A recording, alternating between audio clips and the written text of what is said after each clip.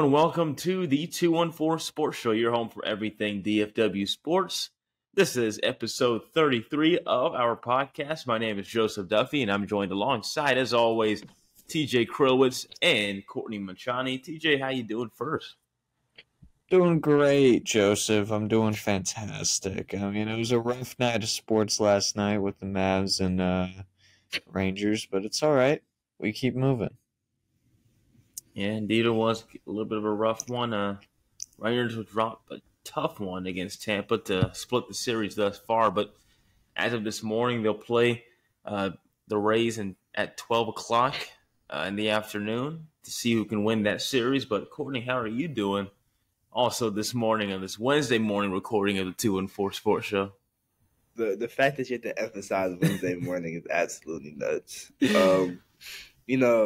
I'm just getting through it, bro. I honestly don't even have any words to say. I'm saving them for the show. All right, we're saving it for the show here on the 214 Sports Show. But before we get into our main content of the day, we're going to start, as always, a little bit of Pirtle, your favorite NBA game. Basically, the guessing game for random NBA players that you may not every day realize are on squads or realize that matter in the NBA. Or I think we got two guesses last week. I mean, TJ was kind of cooking. Daniel Gafford is going to be our first guess for sure. Southwest. Southwest, younger, around 5. The guard. What's Zion's number again? It's Zion's 1. number? Can't be that. I wouldn't know. Let's go with guard. Let's go with like it's like a guard.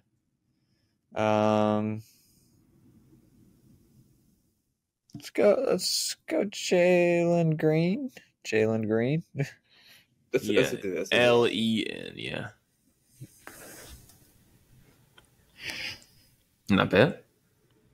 I knew his number was lower. It does help. Spurs. Okay, so it's Spurs, Grizzlies, or Pelicans. I cannot imagine anyone on the Grizzlies, to be honest. If it's somebody on the Grizzlies, it's going to hurt. How tall is Trey Jones? Ain't no way he's higher than 6'4", right? I don't think so. Hey, man. You never know, honestly. This might be a young guard that we can't even think about because is Herb Jones classified as a guard or forward? That's what I was thinking. I think both. I think he'd be a guard. Oof. Rough. And he's 25. This one's tough. I don't really know. Herbert. Why does it have to be the Spurs or Grizzlies? Can they give us I don't think they've given us a good team in a minute. They do not give us good teams anymore. It's always the casual teams. We're showing the silhouette. Ooh. That don't help. God, I do not know who that is. That don't help. Spurs are big like that too. He's looking. It's got to be the Spurs. Wait, how? I mean, it is the Spurs. It really might be Desmond Bain. I know Desmond Bain's like 6'6". No way. No, it's somebody on the Spurs. Desmond Bain don't got that haircut. I'm tripping. Yeah. Spurs. I'm gonna go. No, we're gonna lose. It's too early in the morning for me to think. We only know Trey Jones is the guard on that team. There's Malachi Branham. I don't know if he's. That's crazy. That should have been it. 23 or 24 number. Is that Devin Vassell? It's Devin Vassell, right? Gotta be. Oh yeah. Vassell does have a lot of hair right now, I think. Okay, cool. That wasn't that bad. I should have actually known that. It should have been Devin Vassell. Okay. All right. Not bad, I guess. I pulled Malachi Branham if I pulled Devin Vassell. I don't know what to think about that one. Crazy. Malachi Branham is actually crazy. Malachi Branham was an insane pull. Insane. NBA savant, Courtney Machani. That's it. But we move on from Pearl. Decent showing, a little bit of a higher showing. Our first high showing in the first week. I mean, a long while, I guess I should say. But we're going to move on to the Dallas Mavericks, who have been rolling recently. We're recently a 5 seed before getting the streak snapped in San Francisco against the Golden State Warriors. The Warriors were snapped Dallas' 7-game win streak, defeating the Mavericks 104-100 on Tuesday night. But TJ, why did the Mavs drop this game in a game where Luka had 30 points, 12 rebounds, and 11 assists, and Kyrie had 27 points with 10 of 19 shooting? Joe, I'm gonna be honest. I don't know why they lost this game, but I just want to really talk about the game. I mean, look, I kind of thought that this game was kind of a trap game. It's hard. The scheduling kind of screwed us over. I knew this team was gonna maybe come out a little groggy. You know, you came back from just the West Coast to play Houston on Sunday, and then you have to go all the way back to the West Coast to play Golden State, a very tough defensive team. Not to mention the Rockets have also been kind of a very good defensive team recently. So we've just been playing a bunch of really good defensive teams on the road, going from West Coast to Texas to back to West Coast. I don't know. It's tough to justify that. It's tough to, keep that motivation whenever you're having to get on a plane so much and change time zones. I think it's harder for the mental than we think for these players, for these athletes. And so, I think this team just got, the refs didn't call fouls, and the Warriors took advantage of that, and the Mavericks didn't. The Warriors were the more aggressive team, and so I think a lot of that caused the Mavericks to just score 100 points. They weren't ready, they weren't up with the physicality that the Warriors had. So tough game, but you can't win them all. We were kind of getting used to winning them all, but tough, man. You don't go on 30-game win streaks, not the Mavericks. So, I mean, I don't know. Expected loss, I guess. I'm not too heartbroken about it. We do play them again on Friday, so I'm not too worried about it, to be honest. Yeah, going back to your traveling, your statement about that. I mean, this was a makeup game. It wasn't intended to be in the schedule because this was a makeup for that postponed Warriors game in January where the Warriors assistant coach passed away. I'm forgetting his name right now, but that's why it was just a random trip to the West Coast, basically. So to go back to that, it does make sense for these players not to feel as motivated. I mean, we don't think about it as NBA athletes with all this money that they have to face that, but it does matter at times for sure. But Courtney, what do you think was the reason for the Mavs dropping this game possible? And then I'll give my thoughts. Yeah, I agree a lot with TJ. I feel like, especially when you're such a highly motivated for those games against the Kings they started with Utah with that run, but when you go against the Kings that are right next to you in the standings, and once you go down a little bit to the Rockets and the Warriors who are a little bit beneath you, let's say, obviously, like, you might not be as motivated. So that's definitely part of the issue. Obviously, we've all talked about this all season, how important we think Derek Lively is to the lineup. And obviously, he's not in the lineup. I think it really showed this game. I feel like he's a way important player than anyone in the NBA really notices, and he's one of the more underutilized guys on our team, even though we use him a lot. And I mean, like you said in the read, you said Luka had those amazing stats and Kyrie had those amazing stats. Who else? Like, no one else, bro. Like if the bench was abysmal. I had the stats right here. I mean, they shot 5 for 17. They only scored 13 points in total. 8 points in 2 quarters. The first bench points came 10 minutes left in the second quarter. Like, how you gonna win with a bench that scores 13 points the whole game? It's really hard. And I mean, it's not like they're just out the game the whole time. I mean, they still had a chance, but like TJ said, when those calls come and you're really not getting any help from 2 players, there's not really much you can do as a team. I think it was just a bad day at the office. I think they're gonna come back stronger. I'm not really worried about this game, like TJ said. Like, I mean, we're blessed to even have 2 winning streaks in the Mavericks season that we can think of off the top of our heads. Like, I mean, this team is rolling right now. I don't think it's gonna. I think it's gonna be a footnote. Unfortunately, we helped Warriors in their playoff run, which I didn't want to do. I'd rather have helped the Rockets, but it is what it is. Yeah, on to the next one. Yeah, still currently at the 5th seed as it stands right now, even after that loss. But, it's a tough one to have that one drop and help the Golden State Warriors to get into the playoffs a little bit. But I will say, there were some questionable calls at the end of that game that, had some Mavs fans heated. You got the goaltending calls, which I can understand one of them. The other I didn't understand. With I believe it was a block, not Maxey who did it. It was somebody else, but Talk about Gaffords. yeah, that block was crazy. I mean, I thought that was legit, but then the other one I thought was way more understandable. But I mean, that travel one, the one with Klay Thompson, the missed call in the very down, last 10 seconds of the stretch, where if it was called, I mean, the Mavs would have the ball in their own territory with about 12 seconds left.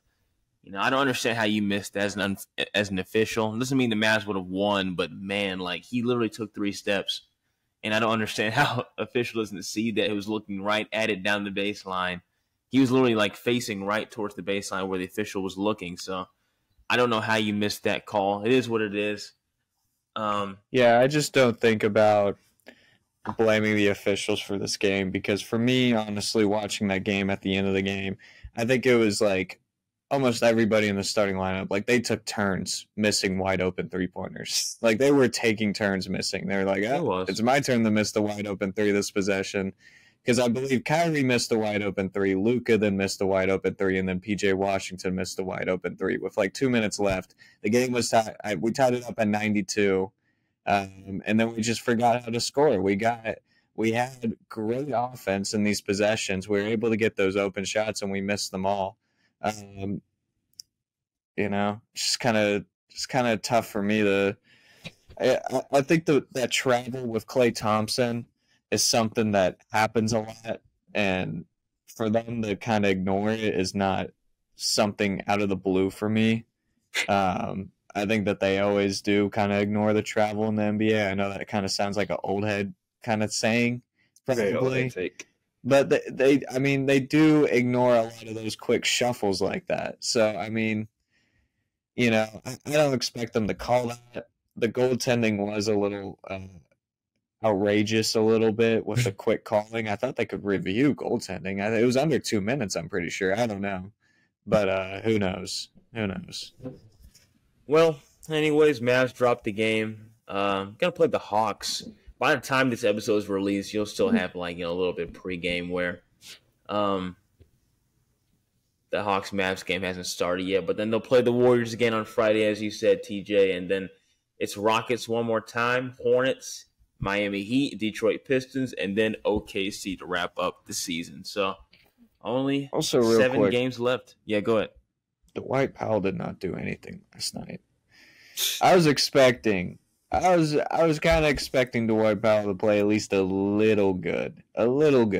Like spark, into the bench spark. Spark of the bench.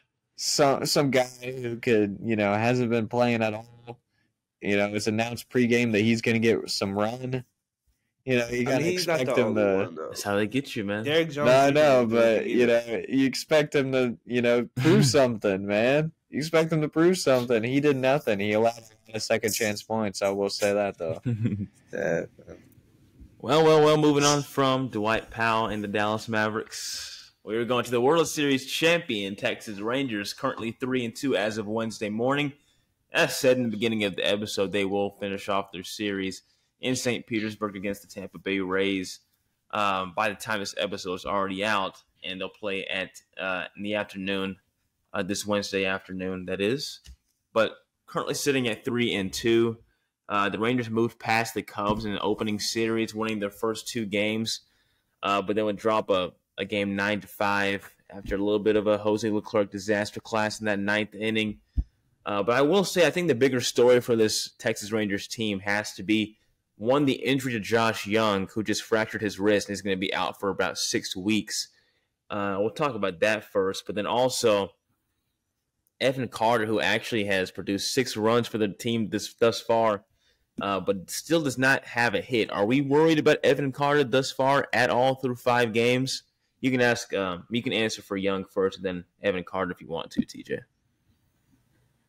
I mean, there's nothing to say about Young other than it sucks, man. It freaking sucks. It's this team's already getting super injured. This team's already super hurt. We really can't afford to lose a lot of more pieces. We're playing Josh Smith and Jared Walsh in Game 5 of the season. We're starting them, which is no diss to those two players. Jared Walsh has actually been one of our best hitters this year. Can you believe it or not? TJ just said, can you believe it? And Josh Smith, I know he's actually been like a decent Josh Smith fan. He's always been a guy who gets on base. He got hit like an insane amount of times last year for some reason. It was like he was a magnet in the batter's box. But I mean, for Evan Carter, I don't know. I mean, it's of course like it's 5 games. It's a season, man. It's 5 games. There's the best players in the world can go 5 games without a hit. It's very rare that happens. Very rare. But the good thing is that he's still only a month of MLB service, and like he's still getting his wings into the MLB. Well, technically more because of the playoffs, but he's not Mike Trout. He's not looking for a mega contract this offseason. All right, he's still a rookie, and he's gonna have a couple rough patches. All right, and I think what the good thing is that he still is getting solid contact still. I mean, he's having a couple bad at bats, but again, this guy's like what 22. I feel like Jason Tatum. Like he's only 19, dog. He's only 19, man. He's gonna be all right. It's. I think we could be all right with Evan Carter. Let the Houston series come, man, because that's what it's gonna look.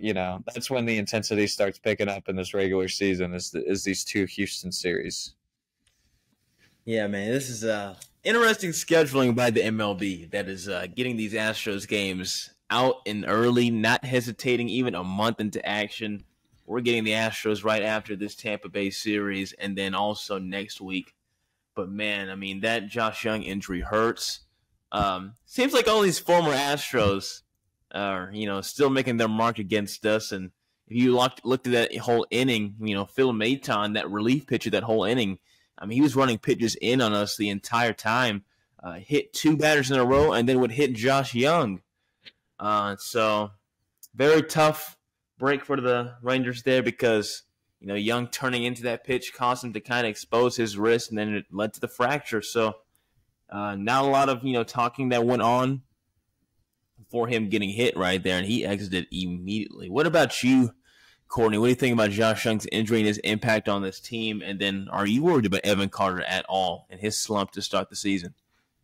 Yeah, I just want to say, talking about that Astros series next week, I just want everyone, all the fans to know that 2 and 4 will be there. We will be doing an autograph signing at the West Gate. And done next week. May Park at 2 p.m. No, next week, 2 weeks. Like, the 9 week days? 9 days? 9 days? Yeah, well, you know what it is, like 10 days. Yeah, you're right. We're doing an autograph at the West Gate, so just get your pictures. We'll be there. We will be there. So anyways, that being said, about Josh Young, I mean, ever since last year, like, I always hear this guy being hurt. Like, I'm just talking from not a casual point of view, but a casual point of view, bro. Like, I'm always hearing this guy getting hurt, but there's so much interest into him going to, especially this season and last season when he actually played. So, okay, he's going to start the season off. Then this guy gets hurt again. So I'm really wondering, it's just going to be one of those situations where he's just always going to be hurt. Like, he's never going to reach his full potential. Is he always going to be injury prone? Like, we just look towards more prospects. Like, I don't know. Like, that's how I feel about Josh Young. I just never really have been able to, watch him enough to really know how important he is because I feel like he's just always getting hurt. But when he is playing, he is an important part of the team. And so that's just how I feel about Josh Young. I just think he's injury prone, and I mean, y'all could probably speak more towards why he's always getting injured. It might just be bad luck, but I mean, he's 26. Just stop getting injured, bro. Like, I feel like if you get injured too much in your young years, I just feel like it might ruin his progression. Just stop getting injured, bro. I mean, people break their wrist off the off people throwing fastballs inside, and they they kind of they act like they're about to go for it. Crazy, bro. They like flinch because they think it's going, and they just kind of tilt the bat, and it just hits them right there whenever they're coming up. As a baseball player, I personally I wouldn't let that happen to me. I feel like I'd be a little bit more IQ not to hit the, I don't know, bro. Like, I just would put my body in danger. That's like crazy. that. Just have a better eye, yeah. Exactly. I'm just gonna take the smart hit. Just don't move like that. Yeah, personally. Yeah. But I mean, Josh, personally, I would just take a step back and send that bitch 450 feet center field. Exactly. Out the park, honestly, in my opinion. But, it's a 162-game season, so I'm not really worried. I mean, obviously, we talked before the season that we really want this lineup to be healthy to reach our maximum potential as well.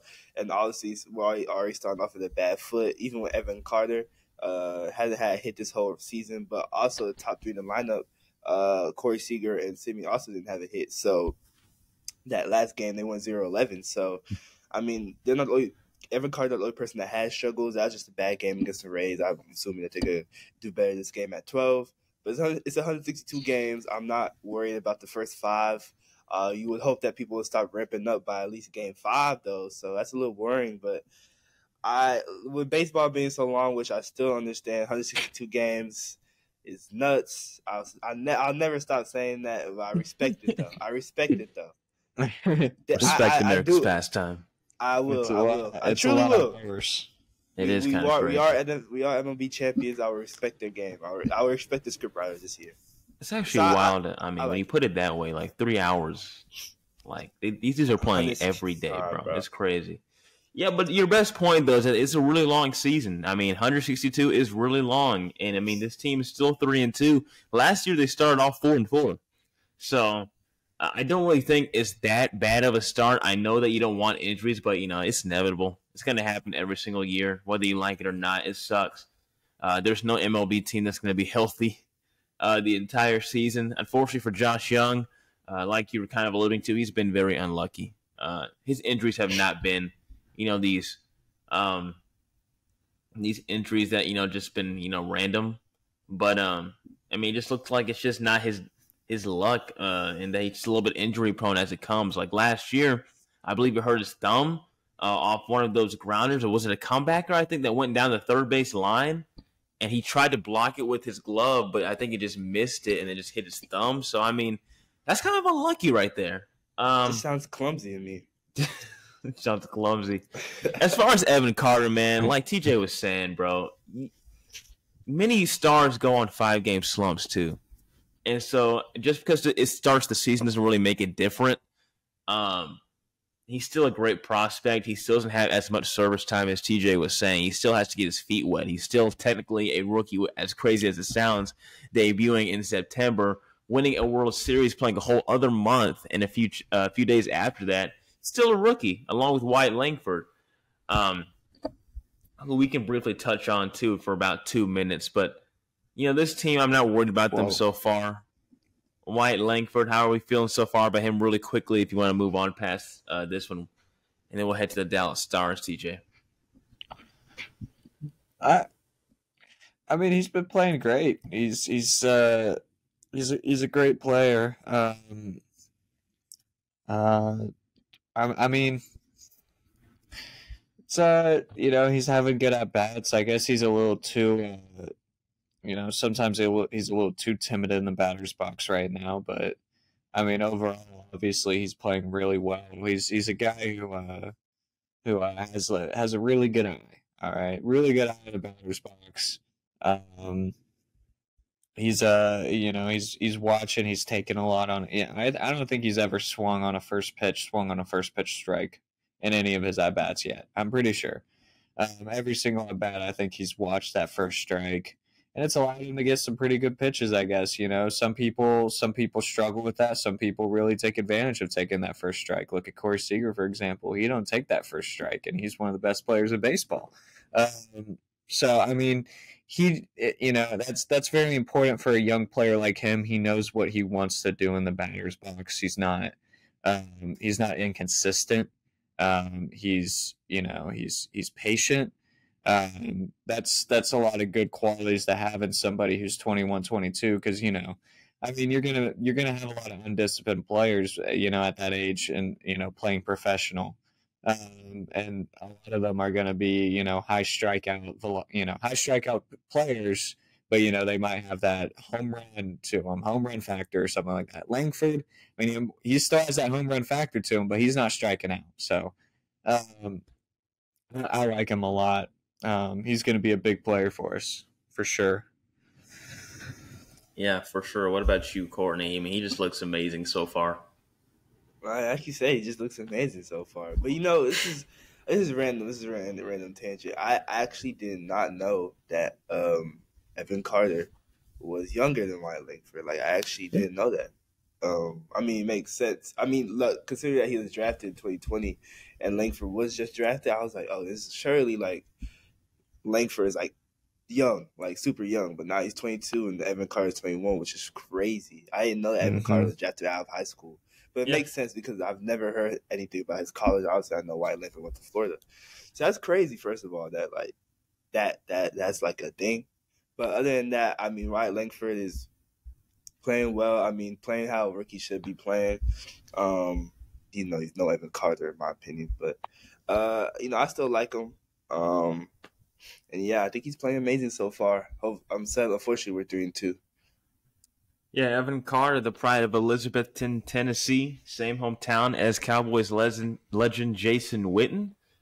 Really? That's crazy. That's a crazy pull. Good fact. I don't know. Yeah, don't know how you. Nice little factoid for you right there. Your head, but... No, I don't know why I know it either. I just really care about knowing where people are from. He just made it up. You don't know. Just made it up. Yeah, but this Rangers team, a lot of great potential ahead of them. The beauty about this line is that they're so deep. I mean, even with two rookies starting in the lineup, I mean, this team is still going to be great. And I know Jared Walsh garnered a little bit of criticism last night with that costly error that pretty much turned the entire game around. It was a 1-0 ball game, then all of a sudden we just came back to the Rays, like the playoff series where they just decide to mess up on every play. Had like 5 play defense. Bunch of unearned runs for like us. That.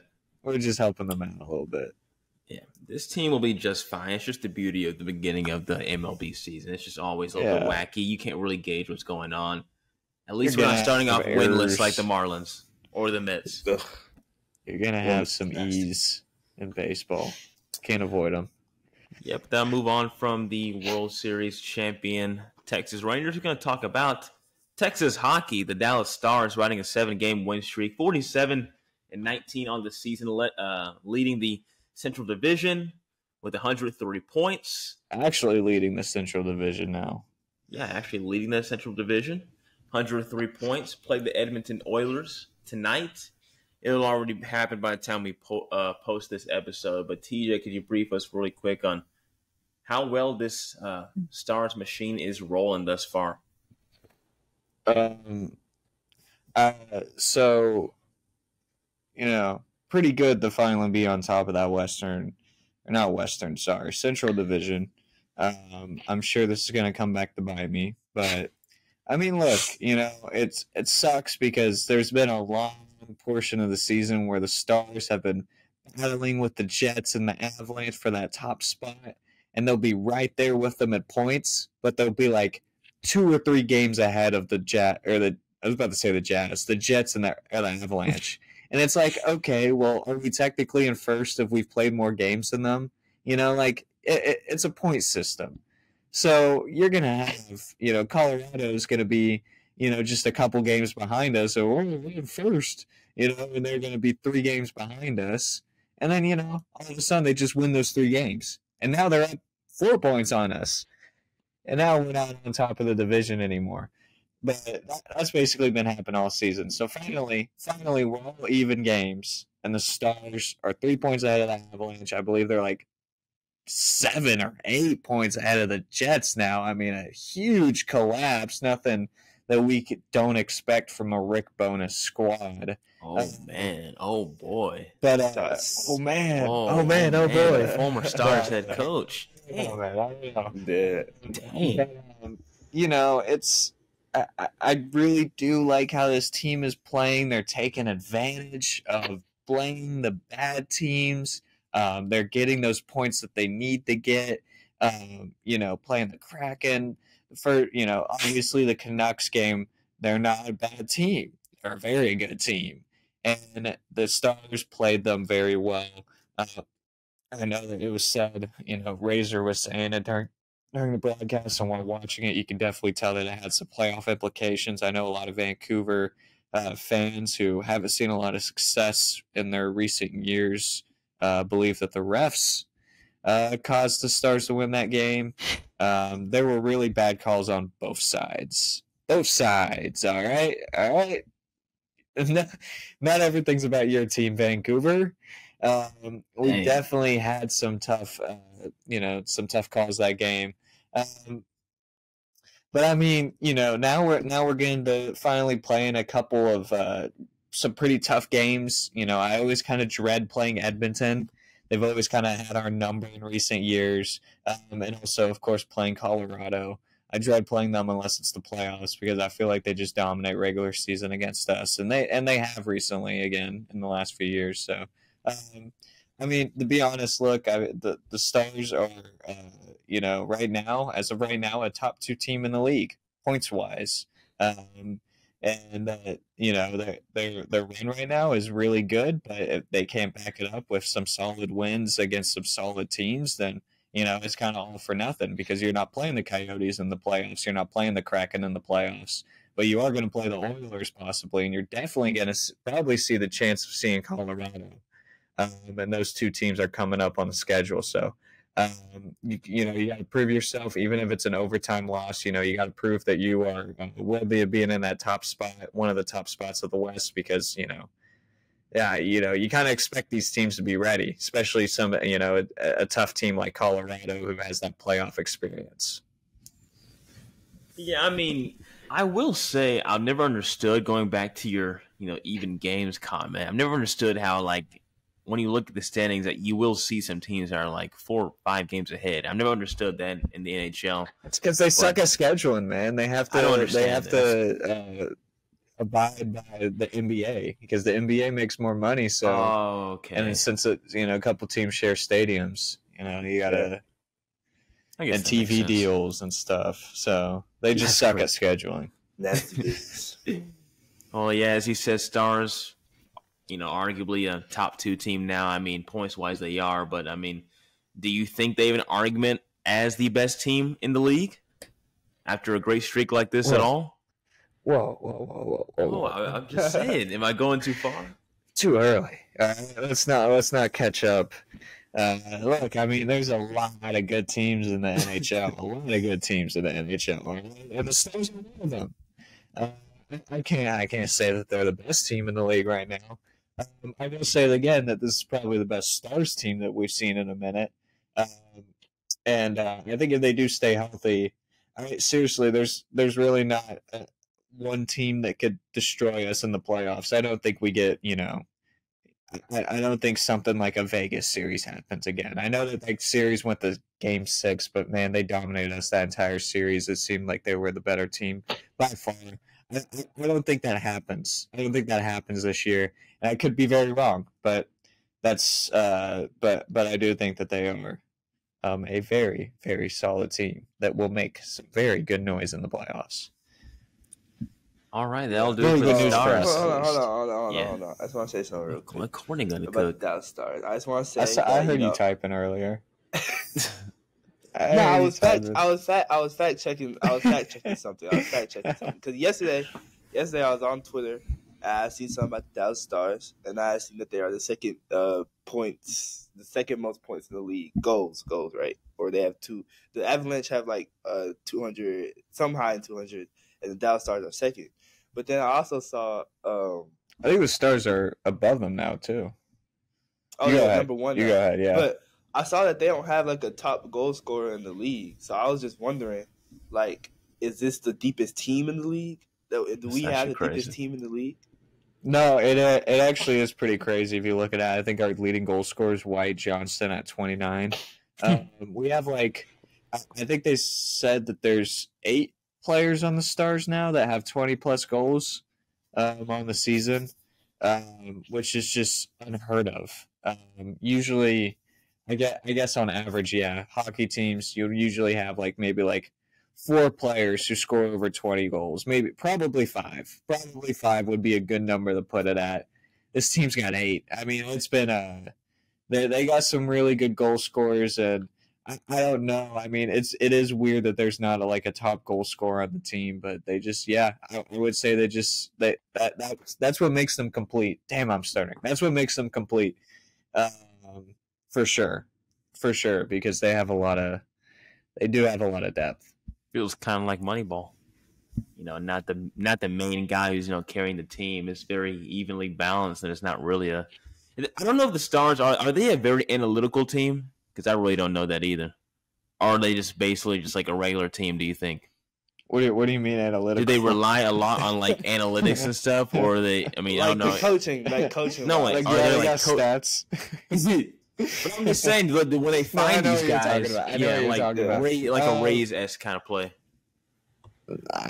I don't know. I'm gonna pass that question. It's pretty bad. Yeah, they don't. All right, and that'll do it for the 214 Sports Show. Your home for everything DFW sports. So glad you could join us here on episode 33.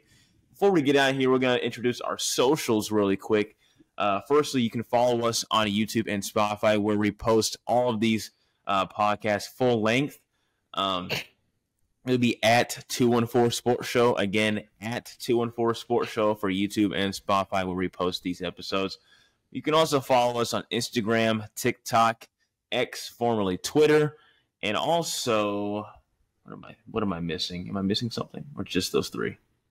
Twitter, Instagram, TikTok, X. You got them all? Yeah. You got all 3? You got them all. That's it. Yeah. Are we on Snapchat now? Yeah, Facebook. We will never get on Snapchat.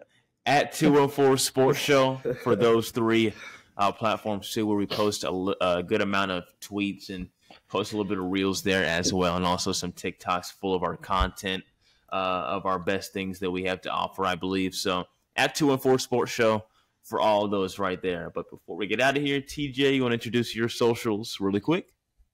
Absolutely, Joseph. Absolutely. So Instagram is tj.krylowitz, and I'll say my Twitter is tj_Krylowitz. Let them know. You would say that you're not exactly sure. You would say that. I forget mine sometimes, right? Chance. How? Well, everybody doesn't have a username they've had since they were 5, Courtney. Bro, it's the same thing for every platform though. Just when we started this, man, I kind of got mine mixed up a lot too. You did. I remember. When I was editing it, yeah. But me, Courtney? I never get mine mixed up. Mine's iconic. My Instagram's gonna be C lives the life that way, and then the Twitter is C_Machani, which I need to start using. But yeah, those are the 2 socials right there. Yeah, he's definitely not on Twitter at all. Definitely not using that account. Does not use Twitter. For sure, it's not. For me, you can follow me on Instagram and Twitter. I really don't use Instagram that much, except if I'm posting Rangers or Mavs or Cowboys wins. I'm really not on that app like that. You can follow me on Twitter though, or X, at Joseph_Duffy99 for both. It's still at Joseph_Duffy99 for Instagram and Twitter. Again, you can follow the 214 Sports Show at 214 Sports Show and YouTube, Spotify, Instagram, Twitter, and TikTok. Please like and subscribe this episode. We really would appreciate it, to spread the word on what we believe is a great podcast. We really think we could grow more as a podcast. So thank you for listening. That'll do it for the 214 Sports Show. Your home for everything DFW sports. Have a good day and a blessed evening.